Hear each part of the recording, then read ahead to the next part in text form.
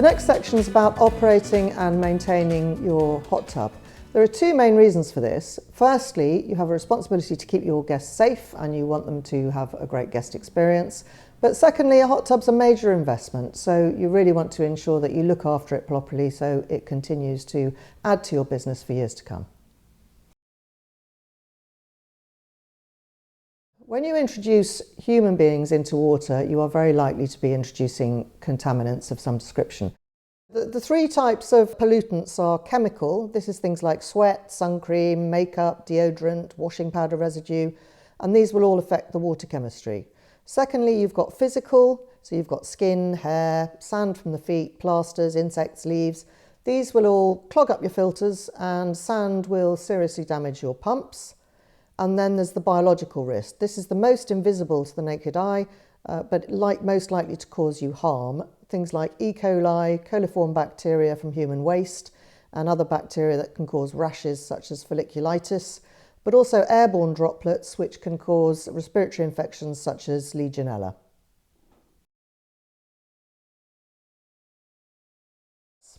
Before you let your guests go in the hot tub, it's important that you let them have clear rules on how to use it.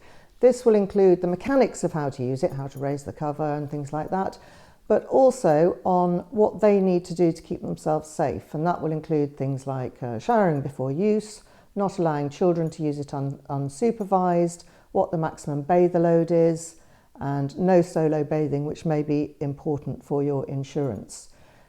They need to have this information physically, so you can have it stuck up by the hot tub, but you can also have it laminated in the cottage, and it's a good idea to also have it on your website so you can demonstrate to your insurance company that you are following the rules.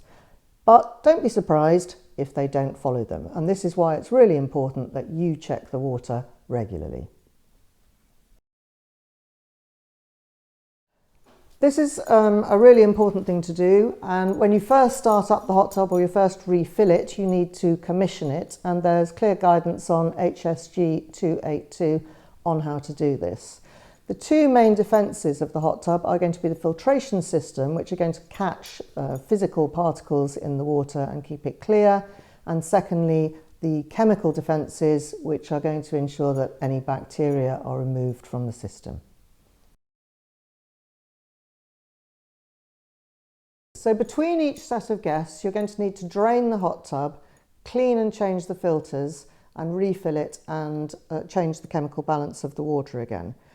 The filters should be cleaned and dried between reuses, so it makes sense to have at least two sets. You would also need then to clean the shell of the hot tub, especially the waterline, which can get quite murky, and remove the head cushions and clean behind them, and clean all the jets and the cover. If you have more than one hot tub, then you need to avoid cross-contamination by using different sets of cloths, and with the spa wand, which is used to remove grit, you would need to empty it before putting it into another hot tub. HSG 282 requires sanitizer to be delivered in line. This means that the dispensing is done either within the filter via an inserted basket which holds the tablets, or alternatively it can be within the plumbing in a dispensing system. You cannot use the floating dispensers in a commercial hot tub.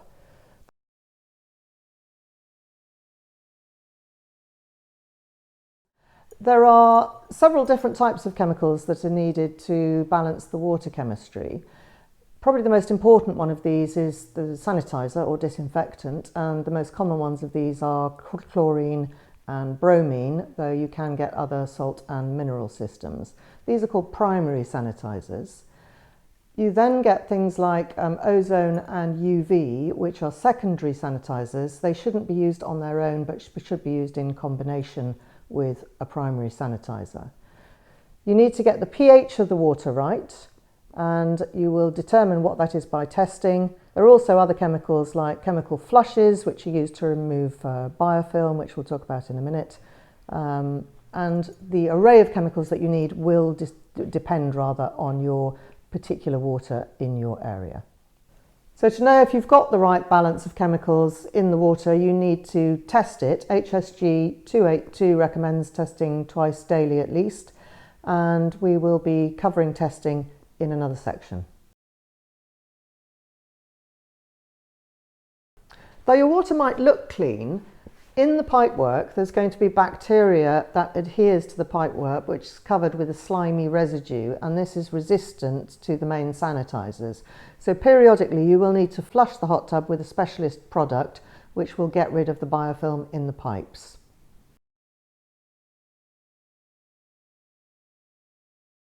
So if your hot tub is not going to be used for a while, you might want to overwinter it. If you're going to do this, then we would recommend that you flush the hot tub first to ensure that any residual water in the pipe or any biofilm is removed.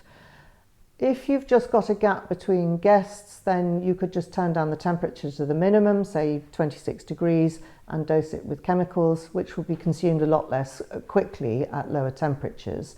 This will just ensure that there's no damage to the pipework in the event of water freezing, for example. When you recommission the hot tub, so you refill it again, do make sure that you follow the HSG 282 guidelines, and in particular pay attention to the risk of Legionella, because still water standing in the pipework is definitely a risk.